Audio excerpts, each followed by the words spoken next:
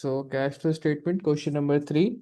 This question is from October, November 2022, variant three, paper three. Start करते हैं question. X y PLC makes all of its sales and purchases on credit. कह रहा है कि हमारे पास एक एक्स वाई पीएलसी कंपनी है जो कि अपनी तमाम सेल्स और परचेज किस पे कर रही है, क्रेडिट के ऊपर कर रही है। It provided the following summarised information for the year ended 31 December 2021, जिसमें हमारे पास, अगर आप लोग रियलाइज करो, एक इनकम स्टेटमेंट गिवन है। जो इनकम स्टेटमेंट गिवन है उसके अंदर हमारे पास एक नॉर्मल इनकम स्टेटमेंट इस तरीके से रेवेन्यू, कॉस्ट ऑफ सेल और फिर gross profit and then finally profit की फिगर निकाल के हमें दी भी है। एंड देन उसके बाद एक आफ्टर इनकम स्टेटमेंट, पहला फाइनेंशियल स्टेटमेंट उसने जो हमें दिया, इनकम स्टेटमेंट दिया, दूसरा फिर उसने हमें बैंक अकाउंट दे दिया। अब बैंक अकाउंट के अंदर उसने जहां जहां से पैसे आए हैं ड्यूरिंग द ईयर और जहां जहां पैसे गए हैं वो बताए हुए हैं। तो आपको आपको क्रेडिट कस्टमर से कुछ पैसे रिसीव हुए हैं 7,01,600, जो, अच्छा ये मैं क्लियर कर दूं, लेफ्ट साइड आपको पता है डेबिट साइड है, राइट साइड आपको पता है क्रेडिट साइड है। तो जो भी अमाउंट डेबिट साइड पर रिप्रेजेंट हो रही है वो ये रिप्रेजेंट कर रही है कि ये पैसे आए हैं, और जो भी अमाउंट क्रेडिट साइड पे है वो ये रिप्रेजेंट करिए कि ये पैसे गए। क्रेडिट कस्टमर से हमारे पास 7,01,600 आए हैं। रिफंड फ्रॉम क्रेडिट सप्लायर, कुछ क्रेडिट सप्लायर ने हमें रिफंड किया है और उसकी वजह से हमें $1,900 हमारे अकाउंट में आए हैं। एंड देन हमने कोई मोटर व्हीकल भी एक बेची है, जिसको जब हमने बेचा तो उसकी जो सेल प्रोसीड, जो उसकी वैल्यू हमें रिसीव हुई है, दैट इज 17,600, वो भी हमें रिसीव हुआ है। अच्छा, ये तो आपको पता है कि जब आप कोई नॉन करंट एसेट बेचते हो तो वो तो सीधा सीधा इन्वेस्टिंग एक्टिविटी का पार्ट बन जाता है। बाकी जो दो ऊपर के हैं ना, कि क्रेडिट कस्टमर से जो सर पैसे आए हैं और जो हमें सप्लायर से रिफंड मिला है, उसका क्या करना है उसके ऊपर मैं थोड़ी देर में आता हूँ। अच्छा, बैंक अकाउंट का एक चीज और यहाँ पे वर्थ नोटिंग है कि बैंक अकाउंट का जो बैलेंस बीडी है वो अगर आप रियलाइज करो तो क्रेडिट साइड के ऊपर गिवन है, जो कि क्या रिप्रेजेंट करता है, अगर बैंक अकाउंट का बैलेंस बीडी क्रेडिट साइड के ऊपर हो तो वो रिप्रेजेंट करता है कि बैंक ओवरड्राफ्ट में किया हुआ है, यानी कि बिजनेस से पैसे ज्यादा विड्रॉ किए हुए हैं एज कंपेयर टू जो अवेलेबल थे। तो उसका मतलब यह है कि for a very short period of time ये जो बैंक अकाउंट है ये ओवरड्राफ्ट में है, यानी कि it is representing a current liability for the business. Then आपके पास डिसऑनर चेक है।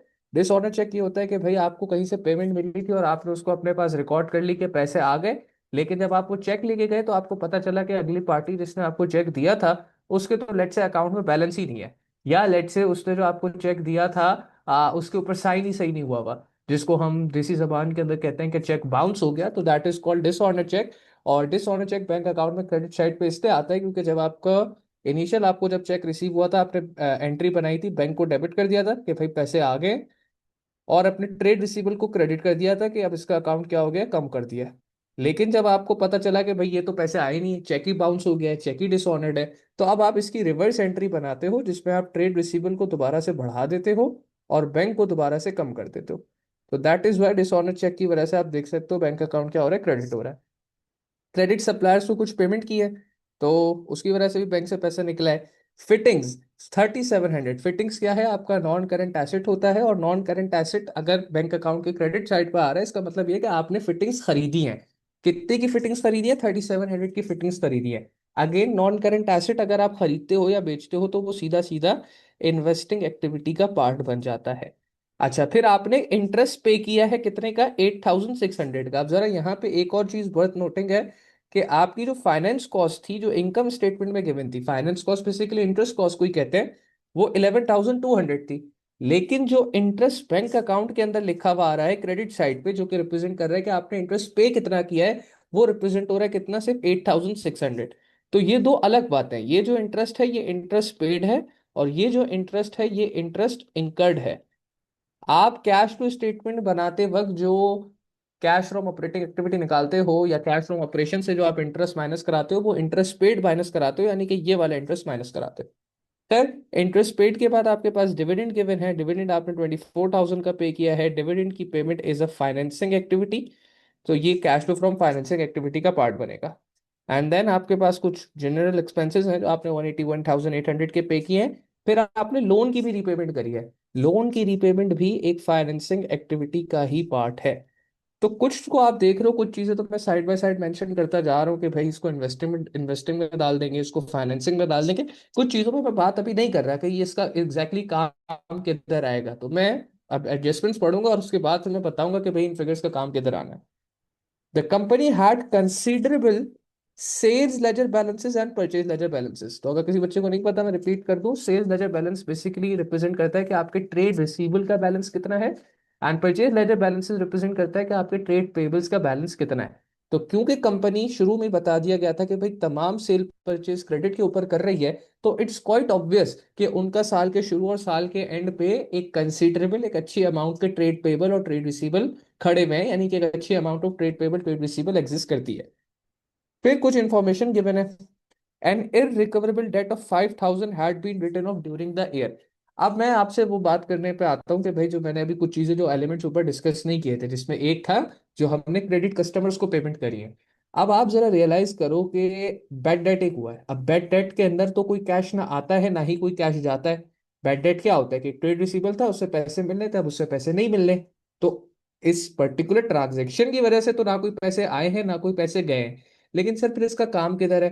तो अगर आप थोड़ा सा फॉर्मेट रिकॉल कर सको, cash flow from operating activity का सिर्फ सेक्शन की अगर मैं बात करूं, तो उसमें हमने पढ़ा था कि भाई जितना भी इंक्रीज इन ट्रेड रिसीवेबल है या डिक्रीज इन ट्रेड रिसीवेबल है, उसको हम cash flow from operating activity के अंदर पार्ट, इंक्रीज और डिक्रीज को cash flow from operating activity के अंदर शो करेंगे।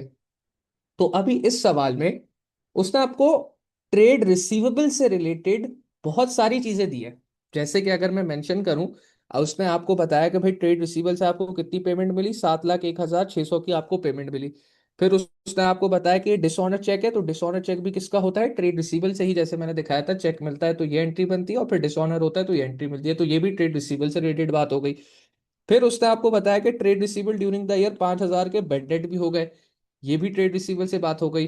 फिर उसने आपको बताया था कि भाई हमारी जो नेट सेल्स हैं, क्योंकि हम सारी सेल्स क्रेडिट के ऊपर कर रहे हैं, लिखा हुआ है ना, x y PLC makes all of its sales and purchases on credit. तो 7,10,400 की जो सेल्स है क्रेडिट के ऊपर, तो ये भी एक तरीके से ट्रेड रिसीवेबल से रिलेटेड बात हो गई। तो number one, number two, number three, ये तीन बातें, और इवन नंबर फोर, ये चार बातें बेसिकली उसने करी थी किससे रिलेटेड, ट्रेड रिसीवेबल से रिलेटेड। लेकिन हमें क्या चाहिए होता है, अगर फॉर्मेट आप लोगों को बच्चों को याद आ रहा है, तो हमें चाहिए होता है increase in trade receivable, decrease in trade receivable. कि भाई साल के शुरू से एंड तक लेके आपके ट्रेड रिसीवेबल के अंदर इंक्रीज आया डिक्रीज आया। वो इन्फॉर्मेशन एग्जैक्टली नहीं गिवन यहाँ पे। तो उस इंफॉर्मेशन को पता लगाने के लिए मैं क्या करूंगा, मैं एक सिंपली सा जो सेल्स लेजर कंट्रोल अकाउंट होता है उसको बना लूंगा। क्योंकि चार चीजें गिवन है ट्रेड रिसीवेबल से रिलेटेड, तो मैं इनका नेट इम्पैक्ट निकालूंगा कि भाई इन चार चीजों का नेट इम्पैक्ट क्या है। क्या इन चार एलिमेंट्स जिन्होंने ट्रेड रिसीवेबल को इम्पैक्ट किया है, क्या इसकी वजह से हमारा जो ट्रेड रिसीवेबल का बैलेंस है वो बढ़ गया है, या ट्रेड रिसीवेबल का बैलेंस कम हो गया है? अगर बढ़ गया है तो दैट अगर would be increase increase in होता है ट्रेड तो रिसीवेबल। माइनस करते हैं ना। हाँ, इंक्रीज होगा तो माइनस करेंगे, और डिक्रीज हो रहा होगा तो उसको हम ऐड करा लेंगे। तो अब यहाँ पे हम एस एल सी ए का एक अकाउंट, इसको मैं मैनुअल वर्किंग हॉरिजॉन्टल दो चार फिगर ऐड करके भी बता सकता हूँ, लेकिन मैं आपको लॉजिकली समझाना चाह रहा हूँ कि अगर कोई बच्चा डायरेक्टली भी ऐड सब्ट्रैक्ट कराना चाहे तो कर सकता है, लेकिन उसके दिमाग में कॉन्सेप्ट होना चाहिए कि ऐड सब्ट्रैक्ट किस बेसिस पे हो रहा है, ये एस एल सी अकाउंट की बेसिस पे हो रहा है। S L C account, sale ledger control account, जिसको आप एक तरीके से ट्रेड रिसीवेबल का अकाउंट भी कह सकते हो, टोटल ट्रेड रिसीवेबल अकाउंट। तो उसके अंदर क्या हो रहा है, अच्छा अब देखो, टोटल ट्रेड रिसीवेबल अकाउंट बनाने के लिए सबसे पहले ओपनिंग डेट पे जो ट्रेड रिसीवेबल थे वो पता होने चाहिए, वो भी नहीं पता। तो हम क्या करेंगे, हम बोलेंगे कि भाई ठीक है, हमें ओपनिंग ट्रेड रिसीवेबल नहीं पता, कोई बात नहीं, हमें जो इन्फॉर्मेशन पता है उसका क्या कर सकते हैं। आप देखो, आपके पास जो क्रेडिट के ऊपर सेल हुई थी वो 7,22,500 की हुई, और फिर उसमें से 12,100 का रिटर्न आ गया, यानी कि जो नेट सेल्स हुई है वो 7,10,400 की हुई है।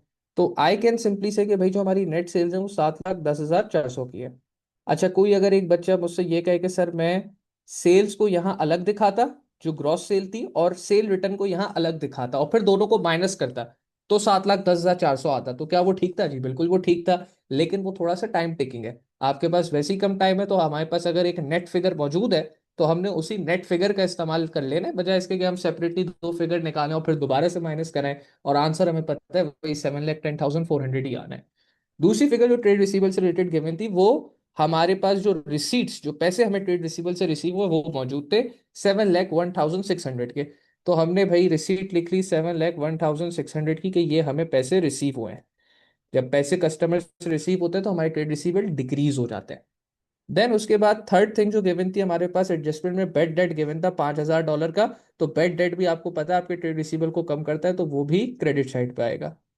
एंड देन उसके बाद जो है वो आपको एक और लास्ट चीज जो गिवन थी, डिसऑनर चेक। तो डिसऑनर चेक की मैंने आपको एंट्री बताई थी कि भाई इसकी वजह से ट्रेड रिसीवेबल डेबिट होता है और बैंक क्रेडिट होता है। तो आप देख भी लिया कि बैंक अकाउंट डिसऑनर चेक की वजह से क्रेडिट हो रहा था, और ट्रेड रिसीवेबल क्या हो जाएगा, ट्रेड रिसीवेबल इसकी वजह से डेबिट हो जाएगा 4100 से। Dishonour cheque. तो अब अगर आप इनको ऐड सब्ट्रैक्ट करा लें, ठीक है ना, मुझे ओपनिंग बैलेंस नहीं पता था, ना ही मुझे क्लोजिंग बैलेंस पता है, लेकिन मुझे जो ड्यूरिंग द ईयर जिन चीजों ने ट्रेड रिसीवेबल के बैलेंस को इम्पैक्ट किया है वो चीजें पता है। तो मैं जब इनको ऐड सब्ट्रैक्ट कराऊंगा तो मेरे पास अपेरेंटली क्या निकल के आ जाएगा, मुझे पता चल जाएगा कि भाई ओवर द ईयर क्या ट्रेड रिसीवेबल बढ़े हैं या ट्रेड रिसीवेबल कम हुए हैं। अगर डेबिट साइड हैवियर होती है क्रेडिट साइड के मुकाबले तो ट्रेड रिसीवेबल बढ़े हैं, अगर क्रेडिट साइड हैवियर होती है डेबिट साइड के मुकाबले तो ट्रेड रिसीवेबल डिक्रीज हुआ है। तो अगर कोई बच्चा इसको सिंपल वर्किंग जो मतलब अगर करे इस तरीके से भी लिख दे, 7,10,400 प्लस 4,100 माइनस 7,01,600 प्लस 5,000, ठीक है ना, और वो डायरेक्ट अब इसको कैलकुलेटर पे डाल दे तो उसका काम भी ठीक है। लेकिन ये जो वर्किंग हुई है ये किस बेसिस पे हुई है कि डेबिट वाली फिगर जो ट्रेड रिसीवेबल को बढ़ाती है वो ऐड हुई, और फिर क्रेडिट वाली फिगर जो ट्रेड रिसीवेबल को कम होती है वो, तो उनका जो टोटल है वो क्या हुआ, वो सब्ट्रैक्ट हुआ। तो 7,10,400 प्लस 4,100। सर जी बेटा बोलिए। दानियों को ऐड कीजिएगा। अच्छा, मैंने तो खोला हुआ है, वो खुद ही रिक्वेस्ट करेंगे ना तो ऐड हो जाएंगे। मैंने वो मीटिंग रूम जो वेटिंग रूम होता है वो खत्म किया हुआ है, तो बच्चा को रिक्वेस्ट करेगा ऐड हो जाएगा वो खुद ही।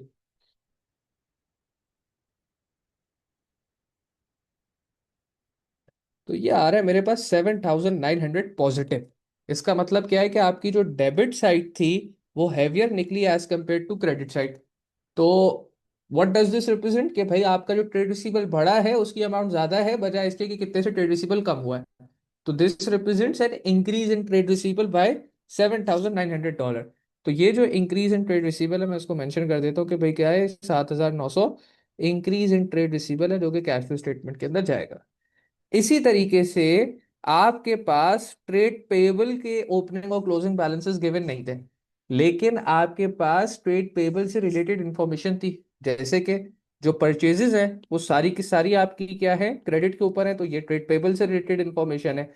फिर आपने कुछ पेमेंट्स करी है क्रेडिट सप्लायर को, वो भी ट्रेड पेएबल से रिलेटेड इंफॉर्मेशन है। आपको जो कुछ क्रेडिट सप्लायर से कुछ रिफंड मिला है तो वो भी ट्रेड पेएबल से रिलेटेड क्या है, इंफॉर्मेशन। और नीचे एडजस्टमेंट में खैर कुछ नहीं है, तो तीन इंफॉर्मेशन आपको ट्रेड पेबल से रिलेटेड गिवन है। तो अगेन ट्रेड रिसीवेबल के लिए मैंने एसएलसीए बनाया था, ट्रेड पेबल के लिए मैं पीएलसीए बना दूंगा। पीएलसीए ट्रेड पेबल अगेन रिपीट कर दूं, कोई बच्चा अगर सीधा डायरेक्टली ये काम करके ये फिगर निकाल रहा है तो वो भी ठीक है, आपको सिर्फ लॉजिक समझ आ जाए कि भाई मैं क्यों फिगर्स ऐड कर रहा हूँ सब्ट्रैक्ट कर रहा हूँ, उसके लिए मैं अकाउंट बना रहा हूँ। तो ट्रेड पेबल आपके कब बढ़ते हैं भाई, ट्रेड पेबल जब आप क्रेडिट पे परचेज करते हो तब बढ़ते हैं। तो यहाँ पे हमने क्रेडिट पे परचेज की है $4,26,800 की। तो $4,26,800 से ट्रेड पेबल बढ़ेंगे बिकॉज हमने परचेजेस करी हैं। एक मिनट दिएगा, अजान हो जाए फिर रिज्यूम करते हैं।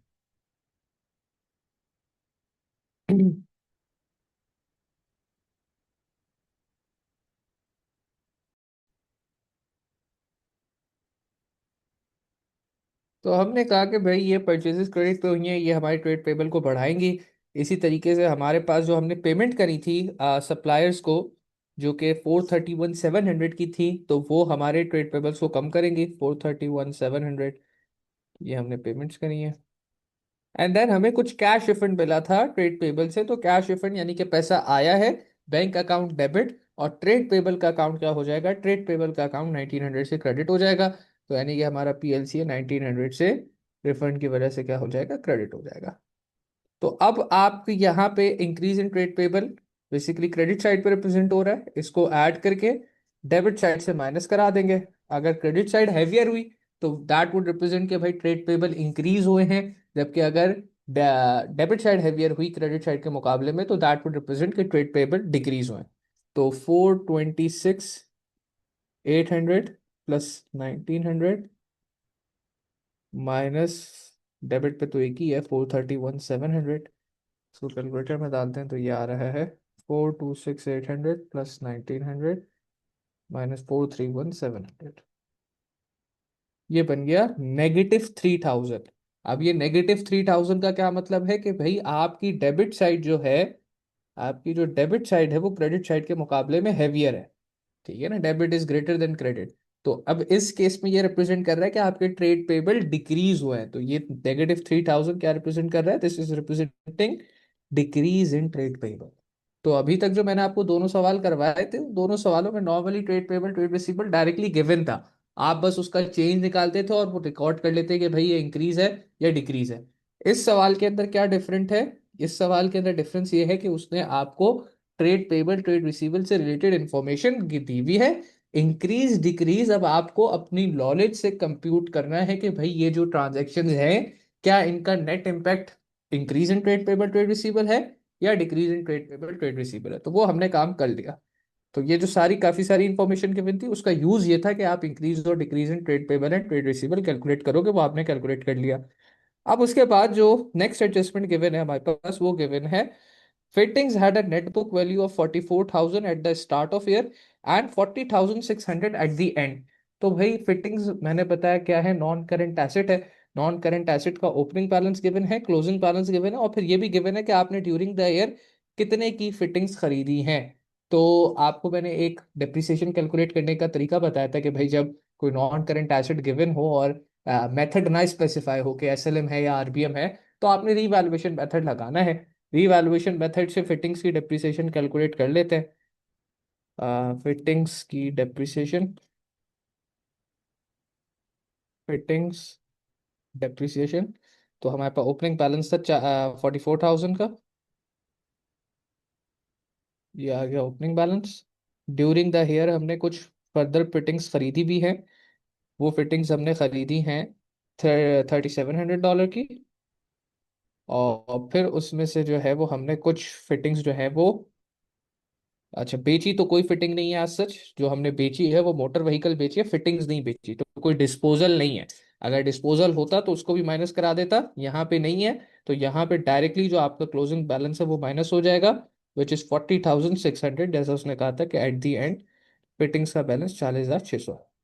तो दोनों फिगर्स को ऐड करके इससे माइनस कराएंगे तो आपके पास फिटिंग्स की डेप्रिसिएशन का चार्ज कैलकुलेट होकर आ जाएगा। और डेप्रिसिएशन का चार्ज क्यों इंपॉर्टेंट है नॉन करंट एसेट का? Because that is a non cash expense. और नॉन कैश एक्सपेंस को हम हमारे कैश फ्लो स्टेटमेंट के अंदर क्या करा देते हैं? ऐड बैक करा देते हैं। तो ये 7,100 फिटिंग्स का डेप्रिसिएशन चार्ज आ रहा है। उसके बाद कहता है expenses in the income statement included depreciation charge on motor vehicle 20,800। अच्छा, ये इसने हमारे लिए आसानी कर दी। एक नॉन करंट एसेट की डेप्रिसिएशन तो हमें कैलकुलेट करनी पड़ी ना फिटिंग्स की, कि 7,100 इसको ऐड बैक कराएंगे। मोटर व्हीकल के लिए उसने डेप्रिसिएशन चार्ज खुद ही बता दिया कितना है, 20,800 है। तो जितने भी नॉन करंट एसेट हैं उनकी जो भी डेप्रिसिएशन चार्ज है वो क्या हो जाती है, कैश फ्लो स्टेटमेंट के अंदर ऐड बैक हो जाती है। तो जिस तरीके से 7,100 ऐड बैक होगा, उसी तरीके से 20,800 भी ऐड बैक हो जाएगा। फिर कहता है the balance on the accumulated depreciation of motor vehicle was $53,200। कह रहे हैं साल के शुरू में एक्यूमुलेटेड डेप्रिसिएशन का जो बैलेंस था वो कितना था? $53,200 था at the start of the year, and $66,800 at the end. फिर कहता है साल के एंड में कितना है? $66,800 है। अच्छा, आपको पता है कि भाई प्रोविजन फॉर डेप्रिसिएशन जो है वो दो ही वजह से मूव करती है। या तो आपने ड्यूरिंग द ईयर जो डेप्रिसिएशन चार्ज किया उसकी वजह से एक्यूमुलेटेड डेप्रिसिएशन बढ़ जाएगी, या फिर अगर आप ड्यूरिंग द ईयर कोई एसिड डिस्पोज ऑफ कर रहे हो, तो जो एसिड डिस्पोज ऑफ कर रहे हो उसकी जो एक्यूमुलेटेड डेप्रिसिएशन है, that is the accumulated depreciation of acid being dispose of, वो माइनस हो जाती है। जिसकी वजह से आपका टोटल एक्यूमुलेटेड डेप्रिसिएशन का बैलेंस क्या हो जाता है? कम हो जाता है। तो मैं यहाँ पे अगर फॉर्मेट, या अगर इवन लाइट से आपको टी अकाउंट बना के भी समझाऊं, तो प्रोविजन फॉर डेप्रिसिएशन का जो टी अकाउंट होता है उसमें ओपनिंग बैलेंस आता है क्रेडिट पे, चार्ज फॉर ईयर यानी कि इनकम स्टेटमेंट वाली फिगर आती है क्रेडिट पे। अगर कोई एसेट डिस्पोज हुआ है तो उसकी डेप्रिसिएशन डेबिट पे आती है, रिप्रेजेंटिंग के वो माइनस हो जाएगी। और फिर आपके पास एंड में क्लोजिंग बैलेंस निकल कर आ जाता है। जरा उसके प्रोविजन का मोटर कैसे व्हीकल बना का, रहे? क्योंकि बेटा अभी बता रहा हूँ, अभी यहाँ पे उसने हमें मोटर व्हीकल की ओपनिंग डेप्रिसिएशन 53,200 गिवन है, क्लोजिंग डेप्रिसिएशन 66,800 गिवन है, चार्ज फॉर ईयर जो मोटर व्हीकल का है आशिर वो 20,800 गिवन है। तो आपके पास जो मैंने अभी अकाउंट बना के दिखाया ना, मैं ये दिखाना चाह रहा हूँ कि आपके पास इस सवाल में मोटर व्हीकल से related provision for depreciation opening balance भी है, इनकम स्टेटमेंट भी है, क्लोजिंग बैलेंस भी है, डिस्पोजल नहीं है। तो अब आप कहते हो कि सर डिस्पोजल निकालना क्यों इंपॉर्टेंट है? क्योंकि अकाउंट अगर आप बना रहे हैं और आप ये कह रहे हैं डिस्पोजल के लिए निकाल लो कि भाई जो एसेट डिस्पोज ऑफ हो उसकी डेप्रिसिएशन निकालनी है, उसकी डेप्रिसिएशन क्यों निकालनी है? उसकी डेप्रिसिएशन इसलिए निकालनी है क्योंकि ड्यूरिंग द ईयर आपने बैंक अकाउंट बनाते हुए भी देख लिया था कि एक मोटर व्हीकल डिस्पोज ऑफ हुई है। और मैंने आपको बताया था कि जब कोई non current asset dispose of होगा तो उसका गेन या लॉस ऑन डिस्पोजल निकालना इंपॉर्टेंट है, क्योंकि that is a non cash income और नॉन कैश एक्सपेंस। तो वो कैश फ्लो स्टेटमेंट के अंदर अगर तो नॉन कैश इनकम है तो लेस होगा, नॉन कैश एक्सपेंस है तो वो ऐड होगा। तो प्रॉफिट और लॉस ऑन डिस्पोजल निकालने के लिए आपके पास सेल प्रोसीड तो मौजूद है $17,600 की। आपके पास एडजस्टमेंट नंबर 4 में उसने ये भी बता दिया कि जो मोटर व्हीकल बेची है उसकी कॉस्ट कितनी है, $25,900 है। तो एक ही चीज रह गई, क्योंकि आपको पता है कि भाई लॉस और प्रॉफिट निकालने के लिए at the time of disposal of non current asset दो वैल्यूज चाहिए होती हैं। एक एसेट कितने का बिका वो आपको पता है, 17,600 का बिका। दूसरा उस एसेट की नेट बुक वैल्यू क्या है। नेट बुक वैल्यू निकालने के लिए जो उसका फॉर्मूला है that is cost minus accumulated depreciation. जो एसेट बिका उसकी कॉस्ट मुझे पता है 25,900, उसकी एक्यूमुलेटेड डेप्रिसिएशन नहीं पता। तो accumulated depreciation of asset being disposed of वो कहाँ से आएगी? वो यहां से आपके पास निकल कर आएगी। आपको टी अकाउंट बना के दिए खा दिए मैंने। अब हम इसको चाहें तो वर्टिकल फॉर्मेट में भी कर सकते हैं। हम कहते हैं कि भाई opening balance provision for depreciation के अकाउंट का कितना था? ओपनिंग बैलेंस था 53,200। तो ओपनिंग बैलेंस आ जाएगा 53,200।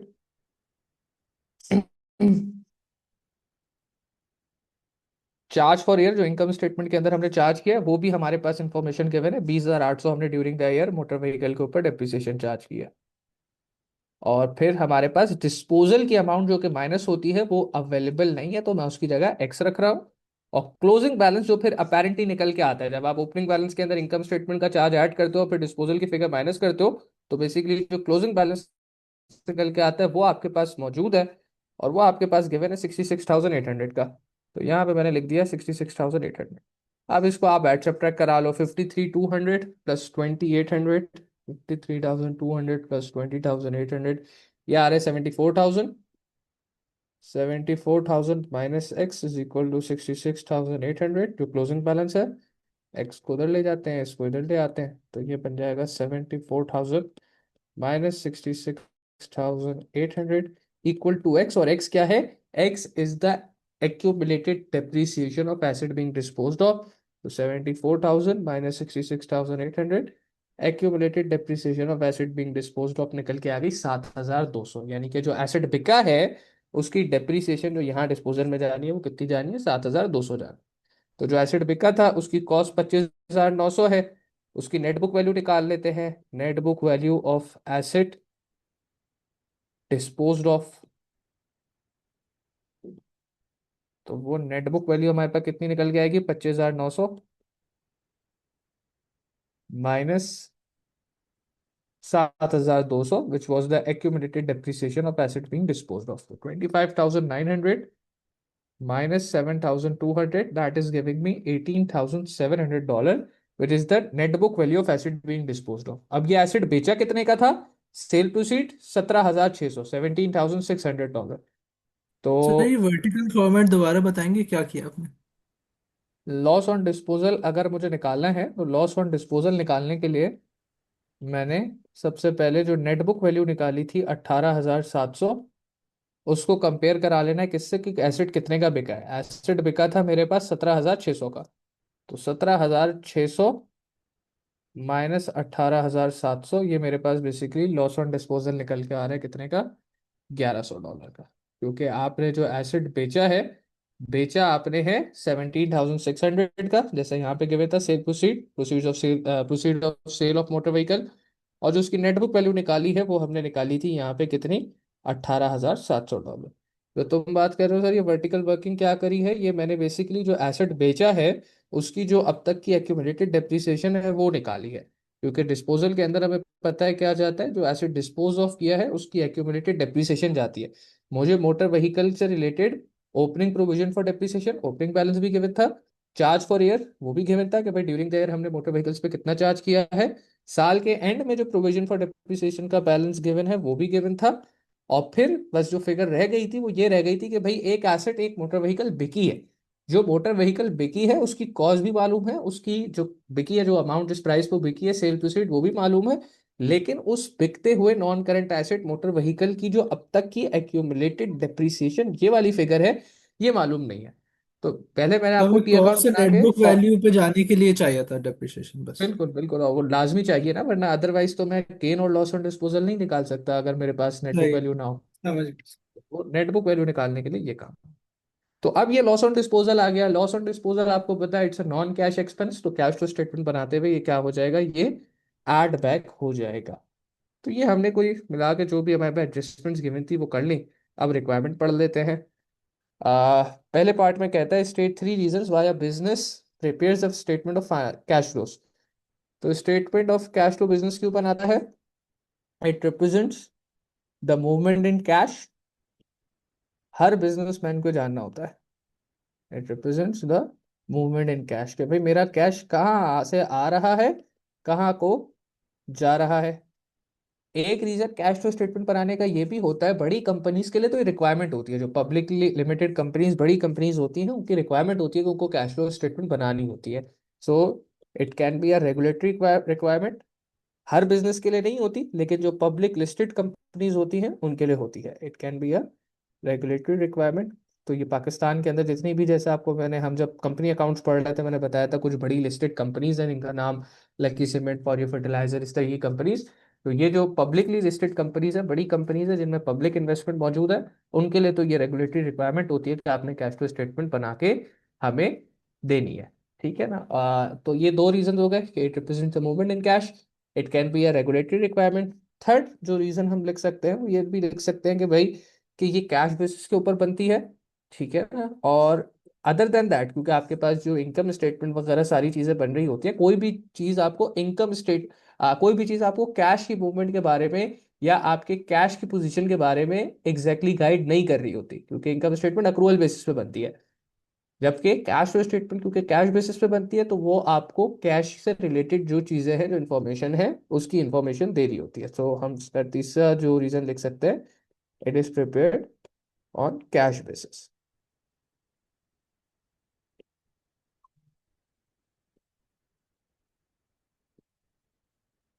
तो अगर बिजनेस को लेट से अगर कैश की बेसिस पे, क्योंकि उनके कोई और फाइनेंशियल स्टेटमेंट नहीं बन रहा है, इनकम स्टेटमेंट, एसओएफपी, सॉसी, कुछ भी चीज कैश के ऊपर, कैश की बेसिस या जो कैश कॉन्सेप्ट है उसकी बेसिस पे नहीं बनती, अक्रूवल्स की बेसिस पे ज्यादातर बन रही होती है। तो जस्ट टू सी कि भाई एक डॉक्यूमेंट आपके पास कैश बेसिस वाला भी हो, the business can prepare cash to state. खैर, part B which is the major part, जो कि कितने मार्क्स के लिए, आप देखो 22 मार्क्स के लिए। अब उसने क्या कहा है आपसे, कैश फ्लो स्टेटमेंट बनाने का कहा है, तो हम उसको कैश फ्लो स्टेटमेंट बना के दे देते हैं। वर्किंग्स हमने ऑलरेडी कर ली हैं। सर वैसे कैश फ्लो स्टेटमेंट का जो मतलब एंड में बैलेंस आता है उसका क्या यूज है? उसका यूज एक तो ये भी होता है कि उसको आप एसओएफपी के अंदर, जब आप कैश एंड कैश इक्विवेलेंट की फिगर करंट एसेट्स में लिखते हो, वहां भी रिकॉर्ड करते हो। और बेसिकली जो नेट कैश इनफ्लो या नेट कैश आउटफ्लो की फिगर होती है, वो आपको एक एट अ ग्लांस ये बता देती है कि भाई क्या ड्यूरिंग ईयर बिजनेस के अंदर कैश आया है या बिजनेस के अंदर से कैश गया है। तो वो फिगर सही। आपके समझने के लिए बहुत इंपॉर्टेंट होती है, किसी भी बिजनेस को जब आप एनालाइज कर रहे हो, उस बिजनेस की लिक्विडिटी को समझने के लिए बहुत इंपॉर्टेंट होती है। अच्छा जी, तो हमारा जो सबसे पहला कैश फ्लो स्टेटमेंट का सेक्शन है, that is cash flow from operating activity. Cash flow from operating activity के अंदर सबसे पहले क्या चीज आती है भाई? सबसे पहले आता है ऑपरेटिंग प्रॉफिट।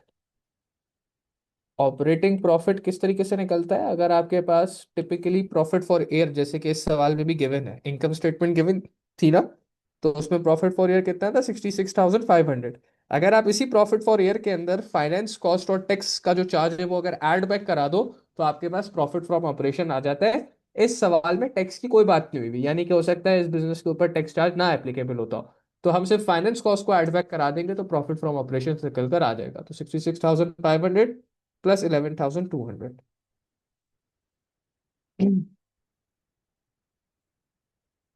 दोनों को ऐड करेंगे तो ऑपरेटिंग प्रॉफिट आ रहा सेवन है। Seven seven zero. 7770, 00 का, डबल राइट? जीरो। ठीक है, 77,700 ऑपरेटिंग प्रॉफिट आ गया। अब क्या नेक्स्ट स्टेप है, जितने भी नॉन कैश एक्सपेंस है वो ऐड हो जाएगा। तो ऐड डेप्रिसिएशन, सबसे जो हमारा easily identifiable non cash expense होता है, दैट इज डेप्रिसिएशन। डेप्रिसिएशन आपके पास दो एसेट्स के ऊपर लगी है, तो पहला आपका फिटिंग्स पे लगी है, add depreciation on fittings. Fittings के ऊपर हमने डेप्रिसिएशन कैलकुलेट करी थी। कितनी कैलकुलेट करी थी भाई डेप्रिसिएशन चार्ज फिटिंग्स का, हमने हेडिंग दे के निकाला था 7,100। तो this will be added back, 7,100 add back हो गया। और उसके बाद आपकी जो दूसरी डेप्रिसिएशन का चार्ज था, जो कि बेसिकली गिवन था, आपने कुछ निकाला नहीं था, that was depreciation on motor vehicle,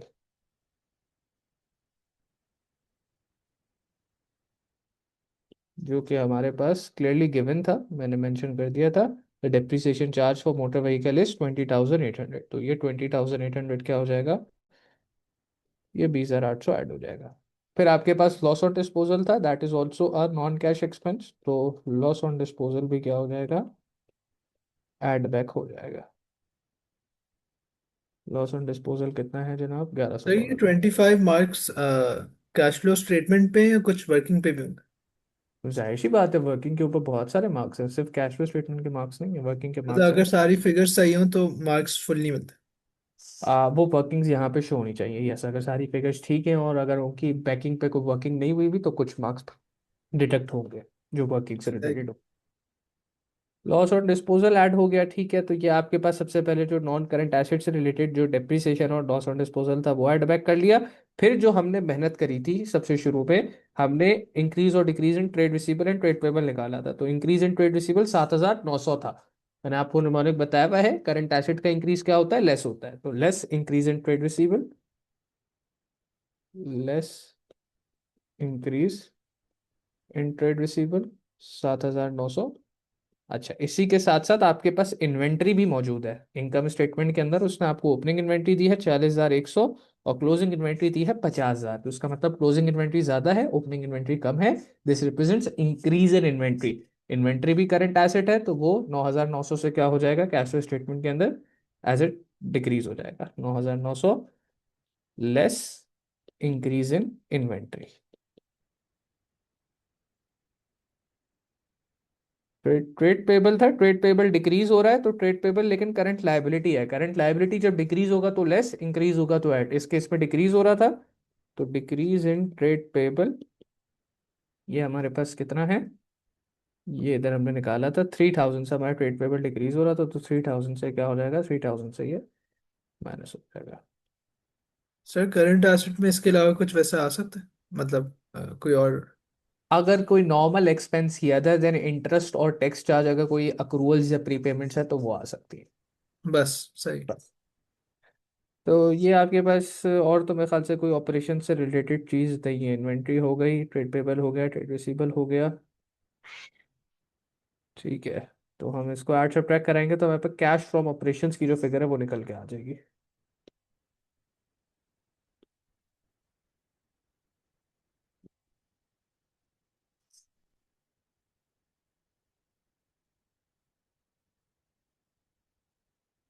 77,700 plus 7,100 plus 20,800 plus 1,100 minus 7,900 minus 9,900 minus 3,000, यार है कुछ $85,900। This is cash from operations. और कैश फ्रॉम ऑपरेशंस में से जो चीज माइनस होती है, इंटरेस्ट पेड और टैक्स पेड माइनस होता है। इस सवाल में टैक्स की कोई बात नहीं है, तो इंटरेस्ट पेड वाली अमाउंट माइनस होगी, जो मैंने ऊपर भी रिफ्लेक्ट करवाई थी, बात कर दी थी कि भाई इनकम स्टेटमेंट के अंदर फाइनेंस कॉस्ट इंटरेस्ट इंकर्ड है, और बैंक से जो इंटरेस्ट कटा है दैट इज इंटरेस्ट पेड, जो कि यहाँ कैश फ्लो स्टेटमेंट में क्या हो जाएगा, 8,600 माइनस हो जाएगा।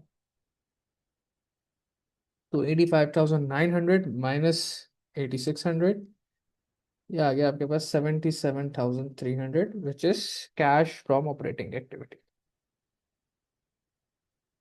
जो पहला सेक्शन था वो बेसिकली कंप्लीट हो गया।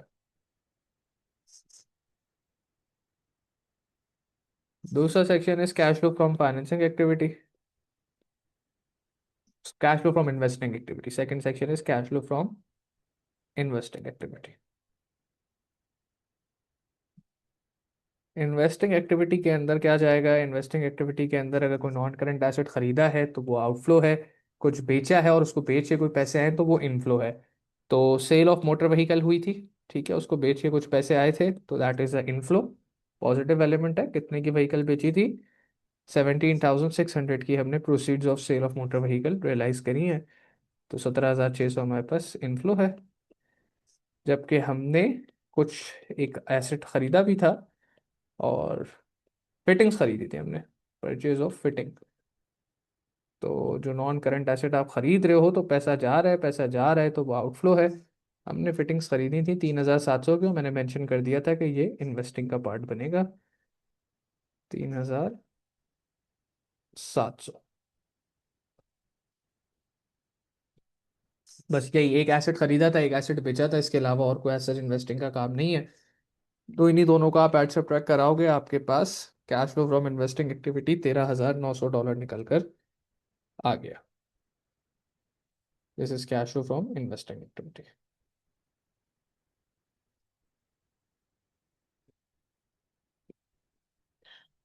Cash flow from investing activity के बाद आपके पास जो अगला सेक्शन बनेगा वो बनेगा cash flow from financing activity का। Cash flow from financing, financing activity के अंदर बिजनेस के ऑपरेशंस फाइनेंस करने के लिए जहाँ से पैसे आए हैं या आपने अगर कोई रीपेमेंट करी है वो आएगा। तो इसमें तो हमने सबसे पहले एक लोन की रीपेमेंट करी थी, 20,000 की, आई बिलीव, चेक कर लेते हैं, बैंक अकाउंट में मेंशन था। लोन की रीपेमेंट पैसा जा रहा है, यानी कि यहाँ पे गिवन है, यस, 32,000 था लोन रीपेमेंट, मैं मेंशन कर दिया था, फाइनेंसिंग एक्टिविटी का पार्ट है। तो वो पैसा 32,000 लोन की रीपेमेंट की वजह से जा रहा है, -32,000 हो गया। उसके बाद कुछ आपने डिविडेंड भी पे किया था, वो भी पैसा जा रहा है, तो लेस डिविडेंड पेड, उसको भी माइनस करा देंगे। डिविडेंड आपने पे किया है कितने का? डिविडेंड आपने पे किया है 24,000 का, उसके आगे भी मेंशन है कि ये भी फाइनेंसिंग एक्टिविटी है। उसके अलावा और कहीं से देख लेते हैं अगर कोई हमने पैसे आए हो या गए हो। इंटरेस्ट हो गया, फिटिंग्स हो गया, क्रेडिट सप्लायर की पेमेंट, डिसऑन चेक, ये सारी बातें हो गई हमारी। ये credit customer, refund from credit supplier, proceed, सारी बातें भी हो गई। इनकम स्टेटमेंट की जो चीज़ इस्तेमाल होनी थी हो गई। यहाँ पे एडजस्टमेंट्स तो हमने सारी ऑलरेडी कर ली थी। कोई चीज़ देख लेते हैं, मिस तो नहीं कर रहे हम लोग,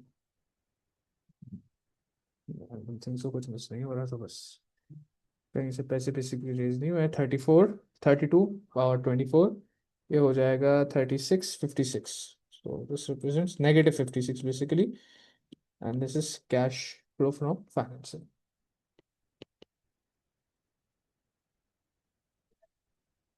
कैश फ्लो फ्रॉम फाइनेंसिंग।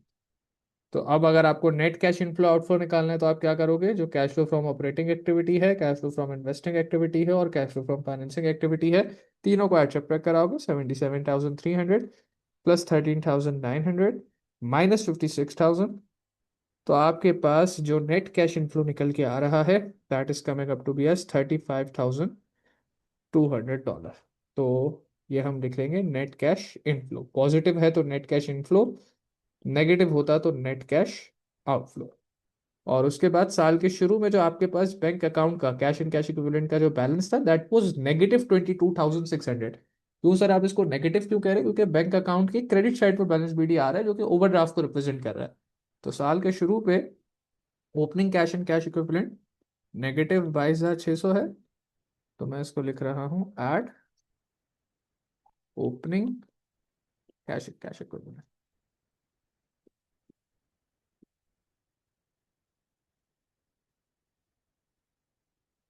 और जो हमारा नेट कैश इनफ्लो था 35,200, उसमें से ये माइनस होगा 22,600 क्योंकि नेगेटिव है, तो 12,600 क्लोजिंग आ रहा है। और जो आपके पास बैंक अकाउंट गिवन था उसमें भी आप देखो जो क्लोजिंग बैलेंस है वो कितने का आ रहा है? 12,600 आ रहा है। इसका मतलब ये है कि आपके पास जो क्लोजिंग की फिगर निकली है और जो वहां पे सवाल में क्लोजिंग की फिगर गिवन थी वो दोनों सेम हो गई है। तो दैट रिप्रेजेंट्स कि आपकी जो कैश फ्लो स्टेटमेंट है उसमें कोई एरर नहीं है, आपने सारा काम मोर लेस ठीक कर दिया है। तो closing cash and cash equivalent, ये बन रहा है जनाब, जो हमने निकाला, 12,600। ये आपके पूरे 22 मार्क कैश फ्लो स्टेटमेंट के पूरे हो गए।